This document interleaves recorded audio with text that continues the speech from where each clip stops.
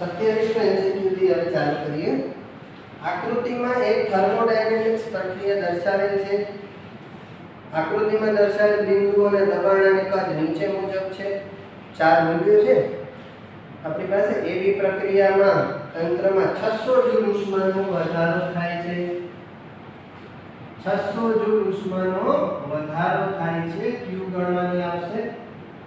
પછી લખ્યું છે કે 200 જૂલ ઉષ્માનો વધારો થાય છે। બંને વધારે છે એટલે ટોટલ હું ગણવા જઈએ તો 800।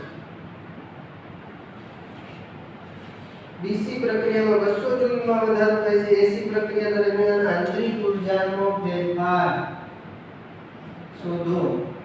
તો થર્મોડાયનેમિક્સના પ્રથમ નિયમ અનુસાર Q - W થાય। Q તો છે મારી પાસે, W શોધવાનો રહ્યો। તો W જે છે તમને ખબર છે કે એસી પ્રક્રિયા કીધેલી છે। એસી પ્રક્રિયામાં આંતરિક ઊર્જાનો ફેરફાર આપણને આ ડેટા આપેલા છે। બીજા ચાર ડેટા છે, PA છે, PB છે, હે ને? અને એસી માટે તમને કીધેલું છે। તો કાર્ય કઈ રીતે શોધવું? તો કાર્ય હશે તમારું P ડેલ્ટા V। એમાં આપણી પાસે ખરેખર બે ઓપ્શન છે, પણ એમને કીધેલું છે કે એસી પ્રક્રિયા દરમિયાન તો એમાં જે અંતિમ દબાણ હોય એ હું લઈશ ડેલ્ટા V।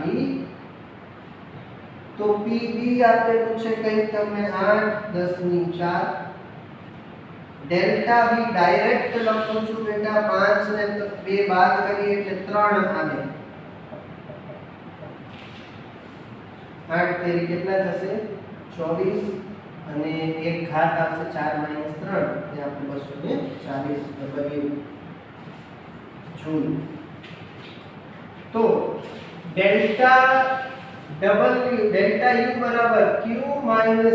તો Q 800 - 240 જૂલ। તો 600 ને 560 જૂલ આપણો જવાબ આવશે। 28માં એમસીક્યુ તરફ આગળ વધીએ। એક આદર્શ વાયુ ઉષ્મા એન્જિન કાર્નોટ ચક્ર મુજબ 227 ડિગ્રી અને 127 તાપમાન પર કાર્ય કરે છે। 227 500 કેલ્વિન, 127 એટલે 400 કેલ્વિન, હે ને? ડાયરેક્ટ તે ઊંચા તાપમાને આટલી ઉષ્મા મેળવે છે। ઊંચા તાપમાને આટલી ઉષ્મા મેળવે છે। Q1 મેળવે લખેલું છે ને કેલેરીમાં મેળવે છે। કાર્યમાં રૂપાંતર થતો ઉષ્માનો જથ્થો જણાવો। કાર્યમાં રૂપાંતર થતો ઉષ્માનો જથ્થો જણાવો એટલે કે એને ઇનડાયરેક્ટલી કાર્યક્ષમતા પૂછી છે। કાર્યમાં રૂપાંતર થતો ઉષ્માનો જથ્થો એટલે કાર્યક્ષમતાથી આપણે ગણીશું। કાર્યક્ષમતાને ઉષ્માનો જથ્થો જણાવો એટલે કાર્ય ગણવાનું કીધેલું છે બેટા, મારી ભૂલ હતી।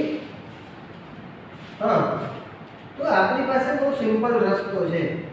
થઈને જશે તો કાર્યક્ષમતાથી જ, કાર્યક્ષમતાનું સૂત્ર બરોબર। અને એક બીજું સૂત્ર, બંને સૂત્ર તમને લખાવે છે ને? આ તમે કાર્નોટ એન્જિન માટે નોર્મલી વાપરો છો। તો W માટે જોઈએ છે 1 - T2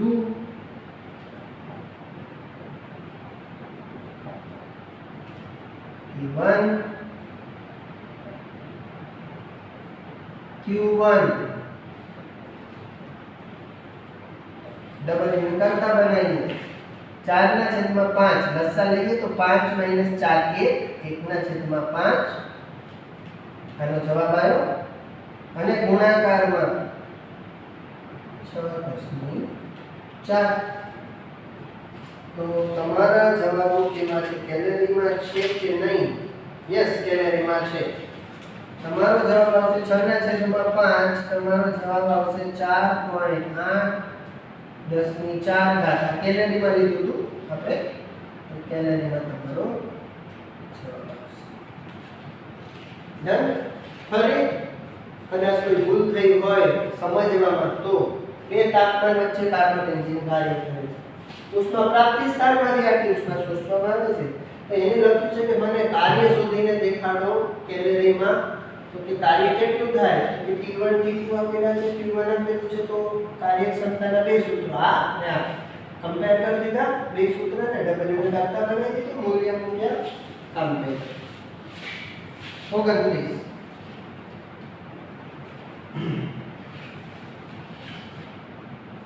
yes વાયુની આંતરિક ઊર્જામાં U, આંતરિક ઊર્જા U અને કદ પ્રસરણાંક વચ્ચેનો સંબંધ. તો બેટા આ રિપીટ છે એવું કહી શકાય. આ જ વસ્તુ પહેલો MCQ જ્યારે આપણે ગણ્યું હતું ને બેટા ત્યારે, પણ એટલો ફેરફાર હતો કે ત્યાં આવું હતું ડેલ્ટા U બરાબર P delta V gamma minus 1 અને ડેલ્ટા V નો જવાબ V આવતો. તો બેટા અહીંયા બંને બાજુ ડેલ્ટા નીકાળી અને માત્ર તમને એટલું જ કીધેલું છે કે આંતરિક ઊર્જા હવે કેટલી આવશે, તો કે ભાઈ ડેલ્ટા નથી, ખાલી સિમ્બોલનો ફેર છે એવું જ કહી શકાય. આંતરિક ઊર્જા PV અને ગામા વચ્ચેનો સંબંધ આ જાણે. એટલે પેલો MCQ છે એવું સમજો. 30 2 મોલ એક પરિમાણિક વાયુનું તાપમાન 273 થી 373 કરવા માટે જરૂરી ઉષ્મા ઊર્જા શોધો. પ્રક્રિયામાં કાર્ય થતું નથી. ના થાય કાર્ય તો W બરાબર 0 આવે. જો W બરાબર 0 આવે અને બાકીના ડેટા લખી નાખીએ 30 માં 2 મોલ પછી 273 એટલે 500 અને 373 600 આટલા વચ્ચે કાર્ય કરવા માટે જરૂરી ઉષ્મા ઊર્જા શોધો. કાર્ય થતું નથી અને ઉષ્મા ઊર્જા શોધવી છે.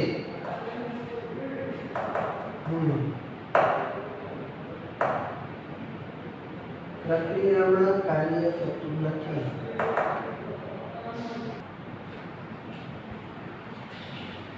કાર્ય નથી, કાર્ય કરેલું નથી એનો અર્થ એવો થયો થર્મોડાયનેમિક્સના પ્રથમ નિયમ અનુસાર ડેલ્ટા U બરાબર Q થાય. ઉષ્મા શોધવાની છે તો ડેલ્ટા U નું મારી પાસે સૂત્ર છે mu CV delta T. mu આપેલો છે 2, CV ગણવો પડશે. તમે સરખું ઓપ્શન્સમાં જોશો ને તો R ના સ્વરૂપમાં જવાબ છે, તો ત્યાં તમને ખબર પડે કે CV બરાબર હું R વાળું આવું ફોર્મેટ મૂકી શકું. આની પહેલા મેં આપણે મૂકેલું છે. તો ડેલ્ટા Q બોલો કે ડેલ્ટા U બોલો કે Q બોલો, એ વસ્તુ એક જ થશે. તો ડેલ્ટા U Q બરાબર mu 2 છે. R ના સ્વરૂપમાં જવાબ છે. ગામા જે છે એક પરિમાણિક એવું કીધેલું છે. એક પરિમાણિક માટે ઘણી બધી વખત આપણે આ લીધેલું છે 8/3 અને ડેલ્ટા T કેટલું આવે કે 100. તો 200 R ના છેદમાં 2 ના છેદમાં 3 એ બે નીકળી જશે છે. તો છેદાંશમાં 300 R જવાબ આવશે. આટલું 300 R જવાબ આવશે. 31 માં આગળ વધીએ. રકમ વાંચી લો.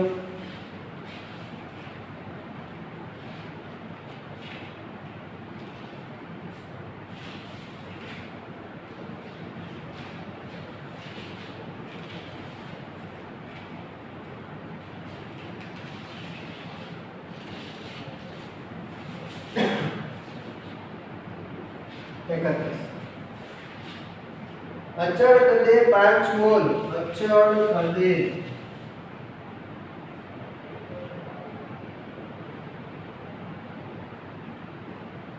સમકક્ષ માટે કાર્ય કેવું હોય બેટા 0 અને આટલામાં જ તને ખબર પડી જાય કે પેલા નિયમ અનુસાર પાછું વેલ્યુ બરાબર q હશે. આગળ પ્રશ્ન તો હજી વાંચ્યો છે. અચળ કદે 5 મોલ O2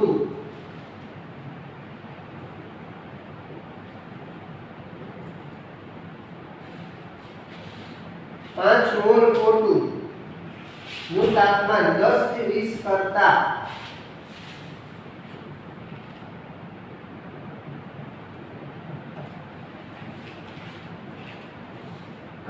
આપવી પડતી ઉષ્મા ખાલી જગ્યા કેલરી થાય.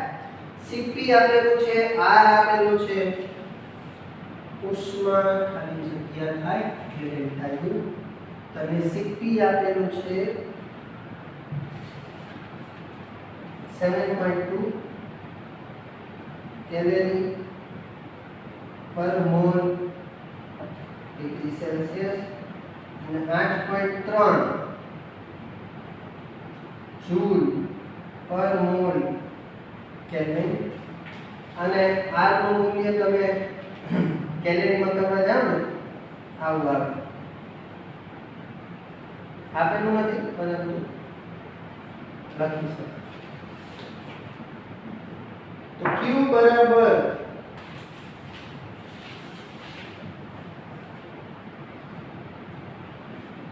ડેલ્ટા Q બરાબર mu Cp delta T. mu 5 mall માં છે, Cp આપેલું છે તને 7.2 કેલરી કેલરીમાં છે, અને ડેલ્ટા T 10. 72 કરી શકાય. 720 ના 350 ને 360. Q બરાબર તમારો જવાબ 31 માં કેલરીમાં 300 ને હોવું જોઈએ 50. મોટું તાપમાન Cp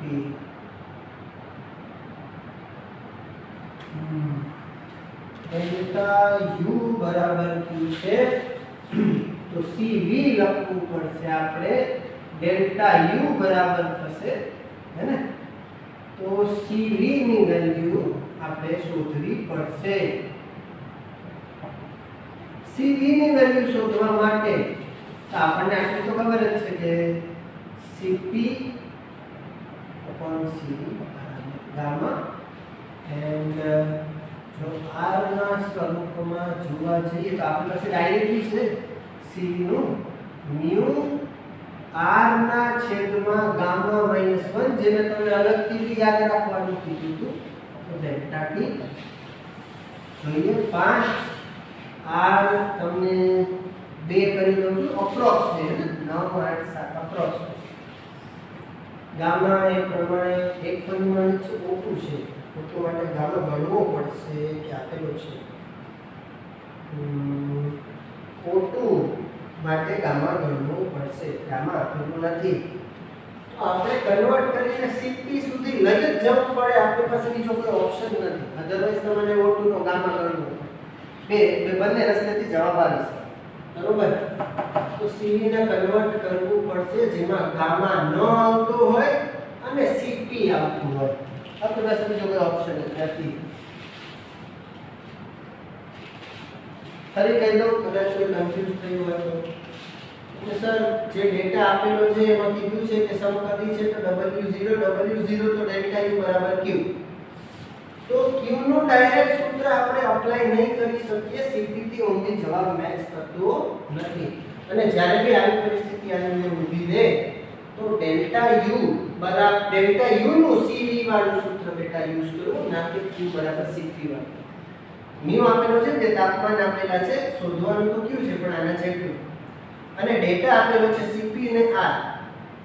R નો છે જૂલમાં છે, Cp છે કેલરીમાં છે. એટલે R નું જો તમને ઓલરેડી યાદ હોય અધરવાઇઝ કન્વર્ટ કરવું પડે કે કેલરીમાં આટલું થાય. તો હવે આ લખ્યું CV મારે જોઈએ છે CV ની વેલ્યુ. તો મારાથી ડેલ્ટા U નીકળે અને તો મારો જવાબ આવે. પરંતુ CV માટે CP ના સ્વરૂપમાં તો આ જ લખાય CP CV બરાબર આ. તો તારે કોને રિપ્લેસ કરવો છે તો કે સર CV ને. તો CV અહીંયા હોવો જોઈએ તો તું એને CP ના સ્વરૂપમાં રિપ્લેસ કરી શક. તો CV અહીંયા હોવો જોઈએ તો CP નીકાળી દઈએ હમણાં આપણે.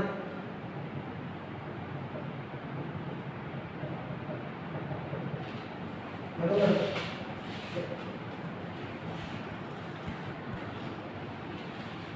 તો ડેલ્ટા U બરાબર Q છે તો આપણે ડેલ્ટા U નું સૂત્ર લગાડીશું mu CV delta T.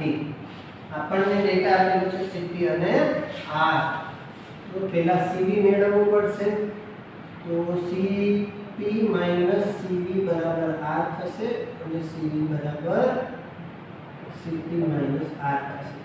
CP તને આપેલો છે કેલેરીમાં 7.2 તો R તું 8.314 ના લખી શક.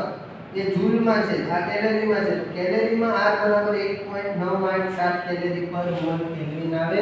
તેને હું અપ્રોક્સ 2 લખું છું ને 1.987 અપ્રોક્સ 2 આ 5.2 ચલો ને 1.987 કરશો ને અરાઉન્ડ અહીંયા જવાબ આવશે 5. સરળતા ખાતર તો CV નો જવાબ અરાઉન્ડ આવ્યો 5. મૂકી દઈએ. mu છે 5 ડેલ્ટા T 10 250 કેલેરીમાં આન્સર આવશે. યાદ રાખજો 250 કેલેરીમાં આન્સર આવશે. બરોબર છે ધ્યાન રાખજો. એના પછી 32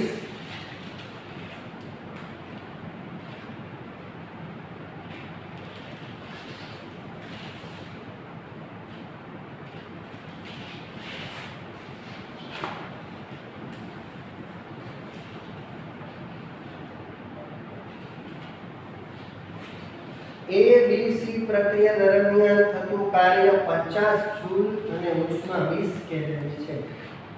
દરમિયાન થતું કાર્ય 50 જૂલ આપવામાં આવતી ઉષ્મા 20 કેલરી.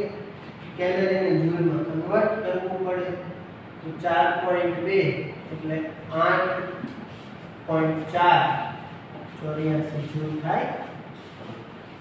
બરોબર. 32 માં A અને C વચ્ચે આંતરિક ઊર્જામાં થતો ફેરફાર જણાવો. A અને C વચ્ચે થતો આંતરિક ઊર્જાનો ફેરફાર જણાવો. તો ડેલ્ટા U મારે જોઈએ છે. Q - W તમને ખબર છે કે તંત્ર દ્વારા કાર્ય નથી થતું એના પર કરવામાં આવે છે. તો હું એનું બી માઈનસ આવશે. આ તો હતું તમારું 84 માઈનસ 50 134 જૂલ તમારો આન્સર આવશે. બરોબર. 33 જ્યારે 0 ડિગ્રી સેલ્સિયસ તાપમાને 1 મિલી બરફ પીગળે 0 ડિગ્રી સેલ્સિયસ તાપમાનવાળા પાણીમાં રૂપાંતર થાય ત્યારે એન્ટ્રોપીમાં થતો ફેરફાર ખાલી જગ્યા કેલરી પર કેલ્વિન છે. એન્ટ્રોપી બેટા તમે એક વખત પહેલા સ્ટડી કરજો પછી આ એમસીક્યુ નેક્સ્ટ લેક્ચરમાં હું આગળ વધારીશ. તો એન્ટ્રોપી એટલે ખાલી અવ્યવસ્થાનું માપ. જો તમારા ટેક્સ્ટબુકમાં સર સાથે વાત કરી લે, જો તમારા ટેક્સ્ટબુકમાં એ કવર નહીં થતું હોય તો હું પહેલા એ કરાવીશ અને પછી આપણે નેક્સ્ટ એમસીક્યુમાં આગળ વધશું.